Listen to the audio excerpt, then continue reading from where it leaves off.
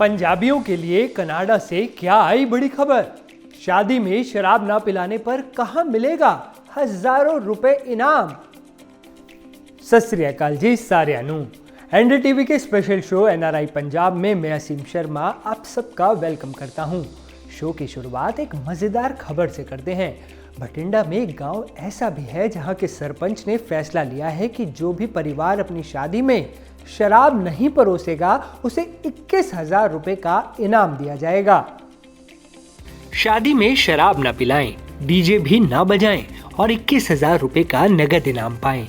ये अनोखी पहल शुरू की गई है भटिंडा के बल्लो गांव में। ये पहल ग्रामीणों को फिजूल खर्ची और शराब के सेवन से दूर रखने के लिए की गई है। इस फैसले की जानकारी गांव की सरपंच अमरजीत कौर ने दी। सरपंच ने बताया कि डीजे अक्सर झगड़ों का कारण बनते हैं। इससे बच्चों की पढ़ाई भी प्रभावित होती है। वहीं शराब स्वास्थ्य को खराब कर देती है। इसलिए पूरी ग्राम पंचायत ने मिलकर ये फैसला लिया है। तो भटिंडा के बल्लो गांव में ये फैसला शादियों में होने वाली फिजूल खर्ची और माहौल को सही रखने के लिए लिया गया है। फैसला जी एक अपने जिवें सादे विआह करने आ जी, शराब तो नशे तो रहत, जिवें अपने डीजे आ जी, अजकल डीजिਆਂ ਦਾ बहुत ਜ਼ਿਆਦਾ ਹੋ ਰਿਹਾ ਅਸਰ ਪੈ ਰਿਹਾ। ਉਹ डीजिਆਂ ਦਾ ਤਾਂ ਜੀ ਜਿਵੇਂ ਹੁਣ ਆਵਾਜ਼ ਆਉਂਦੀ ਹੈ ਤਾਂ ਬੱਚਿਆਂ ਦੀ ਪੜ੍ਹਾਈ ਤੇ ਵੀ ਅਸਰ ਪੈ ਰਿਹਾ ਤੇ ਲੜਾਈ ਝਗੜੇ ਵੀ ਇਹਨਾਂ डीजिਆਂ ਕਰਕੇ ਵੀ ਜਿਵੇਂ ਨਸ਼ਾ ਵਰਤਦੇ ਆਪਾਂ ਵਿਆਹਾਂ 'ਚ शराब ਦਾ शराब ਦੇ ਕਾਰਨ ਹੀ ਲੜਾਈ ਝਗੜੇ ਅੱਜ ਕੱਲ ਵੱਧ ਰਹੇ ਆ। ਇਹਦੇ ਕਾਰਨ ਹੀ ਅਸੀਂ ਇਹ ਫੈਸਲਾ ਸਾਰਿਆਂ ਨੇ ਗ੍ਰਾਮ ਸਭਾ ਬੁਲਾਈ ਸੀਗੀ 1 ਜਨਵਰੀ ਨੂੰ ਜੀ। ਉਹ ਗ੍ਰਾਮ ਸਭਾ 'ਚ ਸਾਰੇ ਮੈਂਬਰ ਆ ਜਿਹੜੇ ग्राम सभा ਦੇ सारी मेरी ग्राम पंचायत ने सारा ने रल मिल के ये फैसला लिया। इस फैसले का गांव के बाकी लोगों ने भी स्वागत किया है। शादियों ਨੂੰ ਮਕਸਦ ਤਾਂ ਇਹੀ ਹੈ ਵੀ ਸਾਡੇ ਬਜ਼ੁਰਗਾਂ ਦੀਆਂ ਪਾਈਆਂ ਹੋਈਆਂ ਪਿਰਤਾਂ ਨੂੰ ਅਸੀਂ ਦੁਬਾਰੇ ਲਾਗੂ ਕਰਨਾ ਜੀ। ਜਿਹੜਾ ਸਾਡੇ ਪੀਰਾਂ ਪਕੰਬਰਾਂ ਦਾ ਗੁਰੂ ਸਾਹਿਬਾਨਾਂ ਦਾ ਹੁਕਮ ਹੈ ਸਾਦੇ ਰਹਿਣਾ, ਸਾਦਾ ਖਾਣਾ, ਸਾਦਾ ਪਹਿਨਣਾ, ਉਹ ਸਾਰੀਆਂ ਕਲਚਰ ਨੂੰ ਅਸੀਂ ਵਾਪਸ ਲੈ ਕੇ ਆਉਣਾ ਚਾਹੁੰਦੇ ਹਾਂ ਜੀ। ਕਿਉਂਕਿ ਅਸੀਂ ਜਿਹੜੇ ਹੁਣ ਕਲਚਰ 'ਚ ਫਸ ਗਏ ਆ, ਮਹਿੰਗੇ ਵਿਆਹ, ਮਹਿੰਗੇ ਮਰਨੇ, ਭੋਗਾਂ ਦੇ ਵੱਡੇ ਖਰਚ ਹੋ ਗਏ, ਬਾਕੀ ਪੈਲਸਾਂ ਦੇ ਵੱਡੇ ਖਰਚ ਹੋ ਗਏ, ਵਿਆਹਾਂ ਦੇ ਬਹੁਤ ਵੱਡੇ ਖਰਚ ਹੋ ਗਏ। ਸਾਡਾ ਜਿਹੜਾ ਪੰਜਾਬ ਖੁਦਕਸ਼ੀਆਂ ਦੇ ਰਾਹ ਪਿਆ ਜਾਂ ਅਸੀਂ ਜਿੰਨੇ ਵੀ ਸਾਡੀਆਂ ਤਕਲੀਫਾਂ ਨੇ, ਕਰਜ਼ੇ ਚੜ੍ਹੇ ਨੇ ਜਾਂ ਸਾਡੀਆਂ ਲੜਾਈਆਂ ਦਾ ਕਾਰਨ ਬਣਦਾ, ਉਹਦਾ ਕਾਰਨ ਹੀ ਇੱਕ ਹੈ ਵੀ ਸਾਡੇ ਫਜ਼ੂਲ ਖਰਚੀ ਹੈ। ਵੀ ਜਿਹੜੇ ਸਾਦੇ ਵਿਆਹ ਕੀਤੇ ਜਾਣ ਤੇ ਉਹਨਾਂ ਨੂੰ 21,000 ਰੁਪਇਆ ਸਗਨ ਦਿੱਤਾ ਜਾਵੇ, ਠੀਕ ਹੈ, ਤੇ ਉਹ ਵੀ ਤਾਂ ਕਿ ਜਿਹੜੇ ਡੀਜੇ ਚੱਲਦੇ ਜਾਂ ਹੈਗੇ ਉਹ ਬੰਦ ਕੀਤੇ ਜਾਣ। ਸ਼ੋਰ ਸ਼ਰਾਬਾ ਹੁੰਦਾ, ਉਹਦੇ ਨਾਲ ਸ਼ਰਾਬ ਪੀਣ ਨਾਲ ਲੜਾਈ ਝਗੜੇ ਹੁੰਦੇ ਨੇ ਤੇ ਇਸ ਕਰਕੇ ਵੀ ਅਸੀਂ ਕਿਹਾ ਵੀ ਜਿਹੜਾ ਵੀ ਨਸ਼ਾ ਰਹਿਤ ਤੇ ਡੀਜੇ ਰਹਿਤ ਵਿਆਹ ਕਰੇਗਾ, ਸਾਦਾ ਵਿਆਹ ਜਿਵੇਂ ਪਹਿਲਾਂ ਹੁੰਦੇ ਸੀ, ਤਾਂ ਉਹ ਪੰਚਾਇਤ 21,000 ਰੁਪਇਆ ਉਹਨੂੰ ਸਗਨ ਦੇਵੇਗੀ। पहले तो कहा जाता था कि पंजाबियों की शादी में शराब और डीजे ना हो तो वो शादी शादी नहीं कहलाती, लेकिन वक्त के साथ लोगों की सोच बदल रही है। भटिंडा के बल्लो गांव में शराब और डीजे बंद करने पर 21,000 रुपए के इनाम का फैसला काफी सुर्खियां बटोर रहा है और इसे अच्छी पहल बताया जा रहा है। कनाडा में पंजाबियों की संख्या काफी ज्यादा है। पंजाब के कई युवा आज भी कनाडा जाने का सपना देखते हैं, लेकिन कनाडा में जस्टिन ट्रूडो के प्रधानमंत्री पद से इस्तीफा देने के बाद सवाल उठ रहा है कि क्या कनाडा की इमिग्रेशन पॉलिसी में बड़े बदलाव होने जा रहे हैं। क्या कनाडा में पढ़ने वाले, काम करने वाले या फिर वहां जाने की सोच रखने वाले भारतीयों की राह अब मुश्किल हो सकती है? जाने इन सारे सवालों के जवाब इस एक रिपोर्ट में।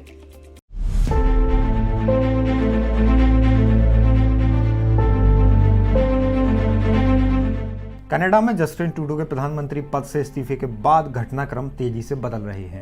ट्रूडो के लिबरल पार्टी के नेता और देश के मुखिया का पद छोड़ने के बाद कनाडा जाकर बसे भारतीयों और भारतीय मूल के लोग मिलीजुली प्रतिक्रिया दे रहे हैं। बीते कुछ सालों में भारत को लेकर ट्रूडो का नजरिया बदला बदला हुआ था। खालिस्तानी मुद्दे से लेकर एक तरफ वो भारत के खिलाफ बयान दे रहे थे, वहीं इमिग्रेशन पॉलिसी में बड़े बदलाव की बात भी कर रहे थे। इसका सीधा असर भारतीयों पर पड़ा। एक हालिया रिपोर्ट के मुताबिक 1 अक्टूबर 2024 तक कनाडा की जनसंख्या 4 करोड़ 14 लाख के करीब थी।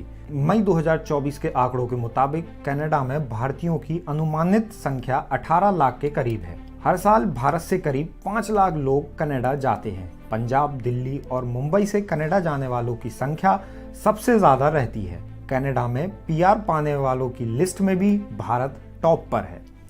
अब समझते हैं कि जस्टिन ट्रूडो के प्रधानमंत्री पद छोड़ने के बाद कनाडा में रह रहे भारतीयों पर क्या असर पड़ेगा।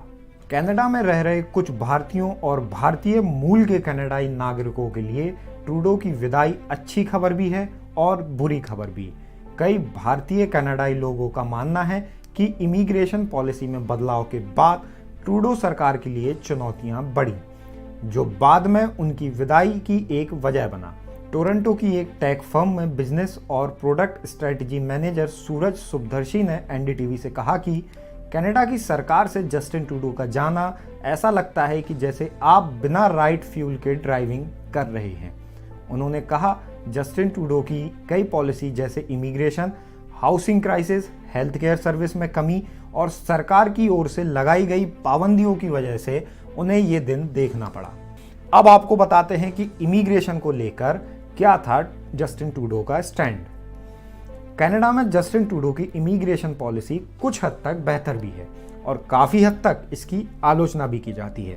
दरअसल वहां की सरकार ने 2025 में 5 लाख परमानेंट रेजिडेंट का टारगेट रखा है।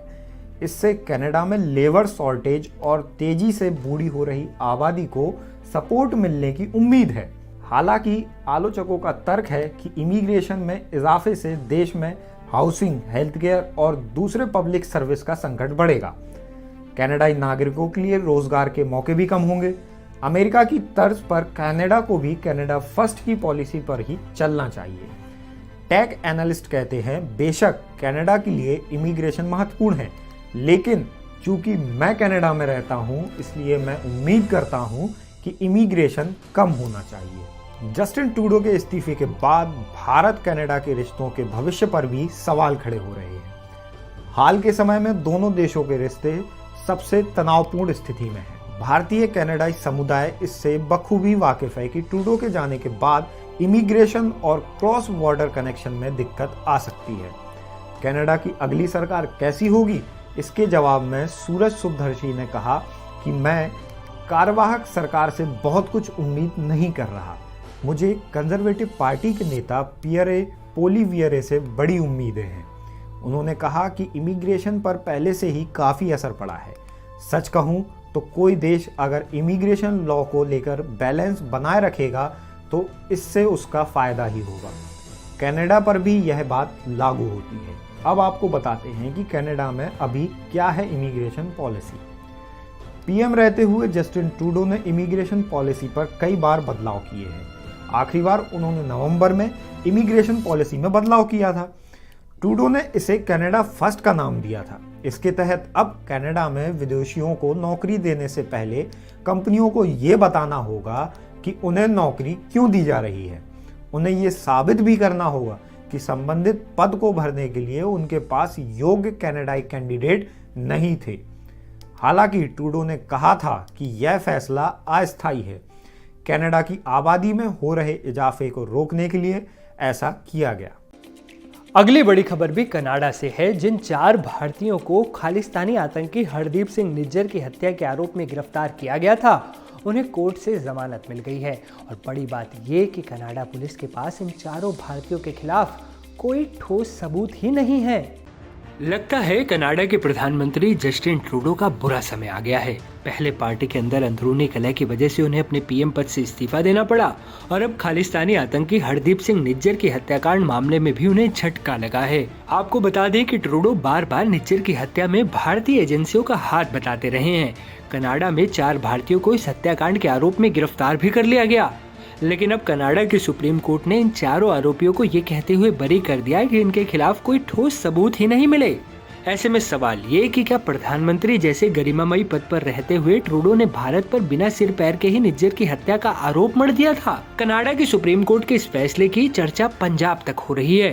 आज हरदीप सिंह निज्जर के जो मर्डर के आरोपी थे, कैनेडियन कोर्ट ने उन सारे आरोपियों को बेल दे दी है,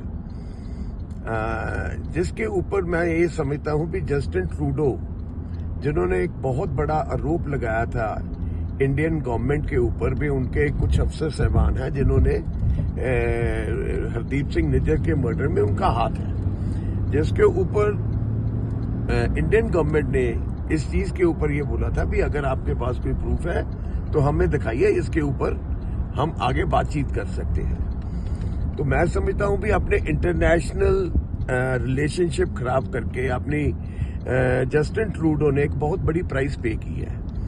क्यों?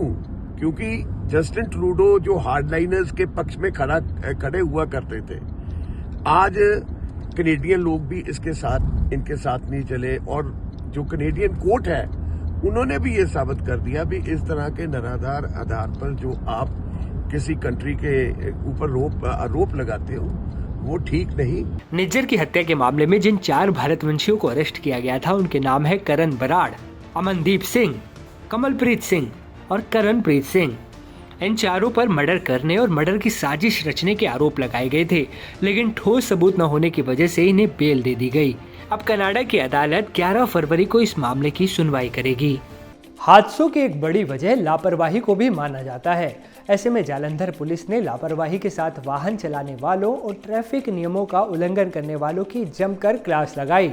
सुबह से ही पंजाब पुलिस के शेर सड़कों पर उतर गए और जो कोई भी ट्रैफिक नियमों की धज्जियां उड़ाता हुआ पाया गया उसे पुलिस ने अच्छे से सबक सिखाया। ये रिपोर्ट देखिए।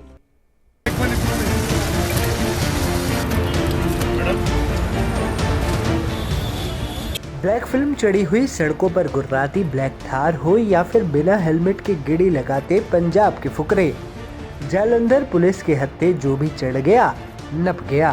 दरअसल जिले में बढ़ते सड़क हादसों पर लगाम लगाने के लिए पंजाब पुलिस ने सबसे पहले ट्रैफिक ड्राइव का आयोजन किया, क्योंकि हादसों की एक बड़ी वजह लापरवाही को ही माना जाता है। ऐसे में जालंधर पुलिस ने लापरवाही के साथ वाहन चलाने वालों और ट्रैफिक नियमों का पालन न करने वालों की जमकर क्लास लगाई। सुबह से ही पंजाब पुलिस के शेर सड़कों पर उतर गए और जो कोई भी ट्रैफिक नियमों की धज्जियां उड़ाते हुए पाया गया उसे पुलिस ने अच्छे से सबक सिखाया। देखिए, ब्लैक थार के शीशों पर ब्लैक फिल्म चढ़ाई गई है, मतलब कार को ब्लैक ब्यूटी बना दिया गया है। जबकि साल 2012 में ही सुप्रीम कोर्ट ने गाड़ियों के शीशे पर ब्लैक फिल्म के इस्तेमाल को पूरी तरह से प्रतिबंधित कर दिया था, लेकिन फिर भी थार के मालिक ने ब्लैक फिल्म लगाई, जिसे पुलिस ने तुरंत उतार दिया। ਅੱਜ ਸੀਨੀਅਰ ਅਫਸਰਾਂ ਦੇ ਹੁਕਮਾਂ ਅਨੁਸਾਰ ਇੱਥੇ ਨਾਕਾਬੰਦੀ ਕੀਤੀ ਗਈ ਹੈ, ਜਿਹੜੇ ਕਿ ਟ੍ਰਿਪਲ ਰਾਈਡਿੰਗ ਵਗੈਰਾ ਵਿਦਆਊਟ ਹੈਲਮਟ ਆਪਣੇ ਸਾਇਲੈਂਸਰ ਨੋਟ ਪੈਟਰਨ ਇਹਨਾਂ ਦੇ ਅਸੀਂ ਚਲਾਨ ਕਰਦੇ ਪਏ ਹਾਂ। ਸੀਟ ਬੈਲਟ ਜਿਨ੍ਹਾਂ ਕੋਲ ਲਾਇਸੈਂਸ ਆਰਸੀ ਨਹੀਂ ਹੈ ਉਹਨਾਂ ਦੇ ਅਸੀਂ ਇੰਪਾਊਂਡ ਵੀ ਕਰ ਰਹੇ ਹਾਂ। ਇਹਨਾਂ ਲਈ ਸਾਰਿਆਂ ਲਈ ਹੈਲਮਟ ਕੰਪਲਸਰੀ ਹੈ, ਇਹਨਾਂ ਦੀ ਸੁਰੱਖਿਆ ਵਾਸਤੇ ਸਾਰਾ ਕੁਝ ਕਰ ਰਹੇ ਹਾਂ। तकरीबन ई चलान ਅਸੀਂ 10 के करीब करते हुए तो इंपाउंड 2 मोटरसाइकिल कर चुके हैं, बाकी चेक कर रहे हैं। गाड़ी वालों के बाद अब बात करते हैं बाइक वालों की, या फिर स्टाइलिश टोपी न उतारनी पड़े उसके लिए बाइक राइडर्स ने हेलमेट ही नहीं पहना और अपनी जान को दांव पर लगाकर पूरे शहर में घूम रहे हैं। एक्सीडेंट हो तो हो, स्टाइल कम नहीं होना चाहिए। इन दोनों स्कूटी वालों को देखिए, पुलिस की चेकिंग देखते ही तुरंत मौके से कटने के लिए स्कूटी को काट लिया था, लेकिन नप गए। मैं सारे ते अपील करदा कि अपने अपने हैलमेट लगान, सीट बेल्ट लगान, अपने डॉक्यूमेंट पूरे रखे जेह्ड़े तुहानूं कोई भी परेशानी ना आए। अपनी आरसी हो गया, लाइसेंस हो गया, इंश्योरेंस हो गया, पोल्यूशन हो गया, ये डॉक्यूमेंट जरूरी है। मैं करदा कि अपनी जान नूं सुरक्षित करे, हेलमेट लगाए, सीट बेल्ट लगाए। धन्यवाद। जालंधर पुलिस ने लोगों से हेलमेट पहनने और सीट बेल्ट लगाने की अपील की है ताकि लोग सुरक्षित रह सकें। जालंधर में हो रहे हादसों के पीछे सबसे बड़ी वजह चालक की लापरवाही और ट्रैफिक नियमों की अनदेखी है। यही वजह है कि जालंधर पुलिस को सख्ती का रास्ता अपनाना पड़ रहा है, लेकिन देखा जाए तो पुलिस की ये सख्ती आम लोगों के हित में है। आपके चंडीगढ़ में इस वक्त राजनीतिक पारा चढ़ा हुआ है। दरअसल चंडीगढ़ में 40 साल बाद प्रशासक के एडवाइजर का पद खत्म कर चीफ सेक्रेटरी यानी मुख्य सचिव का पद बनाया गया है। इसी मामले को लेकर आम आदमी पार्टी के नेताओं ने प्रदेश अध्यक्ष अमन अरोड़ा की अगुवाई में पंजाब के गवर्नर गुलाब चंद कटारिया से मुलाकात की। क्या बातचीत हुई, आप खुद ही सुन लीजिए। देखिए, हमने आज आम आदमी पार्टी की तरफ से, पंजाब सरकार की तरफ से पंजाब के माननीय गवर्नर साहब को मिले हैं और उनसे ये इशू रेज किया है कि जो परसों केंद्र सरकार ने एक नोटिफिकेशन जारी की है जिसके तहत जो चंडीगढ़ के एडमिनिस्ट्रेटर जो कि पंजाब के गवर्नर हैं उनकी जो एडवाइजर की पोस्ट है उस एडवाइजर की पोस्ट को खत्म करके चीफ सेक्रेटरी की पोस्ट क्रिएट की गई है। मैं समझता हूं कि ये पंजाब के हकों के ऊपर डाका है, क्योंकि चंडीगढ़ का कोई परमानेंट अरेंजमेंट कभी भी नहीं था। चंडीगढ़ जब बनाया गया था, पंजाब रीऑर्गेनाइजेशन एक्ट बना था, तो चंडीगढ़ एक सिर्फ टेम्पररी अरेंजमेंट था 5 साल के लिए। सो जिस जगह का वजूद ही टेम्पररी था, वहां पे आप परमानेंट चीफ सेक्रेटरी की पोस्ट, वो चीफ सेक्रेटरी वहां पे होते हैं जहां पे जो परमानेंट जो फुल फ्लेज स्टेट्स हैं। तो ये एक तरह से चंडीगढ़ को पंजाब से परमानेंट तौर के ऊपर अलग करने का एक कोशिश पंजाब के 3 करोड़ लोग समझ रहे हैं, और उसी के अगेंस्ट हम आज गवर्नर साहब को मिले और उन्होंने आश्वासन दिलाया कि हमारी बात को ऐसे ही वो केंद्र सरकार तक वो पहुंचाएंगे और इसको हल कराएंगे।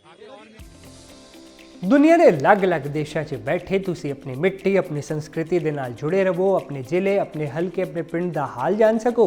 ਇਸੀ ਸੋਚ ਦੇ ਨਾਲ NDTV ਨੇ ਨਈ ਪਹਿਲ ਸ਼ੁਰੂ ਕੀਤੀ ਆ ਤਾਂ ਕਿ 7 ਸਮੁੰਦਰ ਪਾਰ ਹੋਣ ਦੇ ਬਾਵਜੂਦ ਤੁਸੀਂ ਆਪਣੇ ਪੰਜਾਬ ਦਾ ਹਰ ਅਪਡੇਟ ਲੈਂਦੇ ਰਹੋ। NDTV ਦਾ ਪੰਜਾਬ ਸਪੈਸ਼ਲ ਸ਼ੋਅ ਤੁਹਾਨੂੰ ਕਿਵੇਂ ਦਾ ਲੱਗਿਆ? ਕਮੈਂਟ ਕਰ ਜ਼ਰੂਰ ਦੱਸਿਓ। ਨਾਲੇ ਇਸ ਸ਼ੋਅ ਨੂੰ ਲਾਈਕ ਤੇ ਸ਼ੇਅਰ ਕਰਨਾ ਨਾ ਭੁੱਲਿਓ, ਕਿਉਂਕਿ ਤੁਹਾਡਾ ਇੱਕ ਲਾਈਕ, ਇੱਕ ਸ਼ੇਅਰ ਸਾਡੇ ਲਈ ਬਹੁਤ ਜ਼ਰੂਰੀ ਆ। ਆਪਣਾ ਖਿਆਲ ਰੱਖੋ। ਕੱਲ ਫਿਰ ਹੋਏਗੀ ਤੁਹਾਡੇ ਨਾਲ ਇਸੇ ਟਾਈਮ ਮੁਲਾਕਾਤ। ਸਤਿ ਸ੍ਰੀ ਅਕਾਲ।